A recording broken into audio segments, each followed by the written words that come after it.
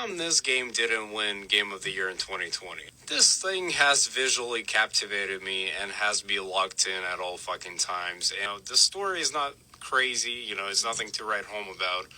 But look at the visuals of this fucking game. It's not the prettiest game of the year. It's best game of the year. This guy goes on a rant pretty much saying that he can't stop looking at Ghost of Tsushima because it's absolutely gorgeous. And let me just go on the record to say that The Last of Us 2 is also visually stunning. But like he said, the story's not anything to write home about. I'm not sitting here saying it's a bad game. It was a very good game. But when you compare it to The Last of Us Part 2, doesn't even hold a candle. The Last of Us Part 2 is widely regarded as a masterpiece of a game. Games win Game of the Year because of the stories that they tell. We're not going to talk about Astrobot or Overwatch. Most of the time, games win Game of the Year because it was something that innovated, a story that was unlike any other, something that is typically received well by fans and critics alike. Again, not saying that Ghost of Tsushima doesn't have that, but think about why The Last of Us won. The Last of Us has its own day. People build their whole game rooms around The Last of Us. People are still making theory videos, still coming out with merch. People are highly anticipating the next game. Ghost of Tsushima does not have that kind of following. I'm also not saying that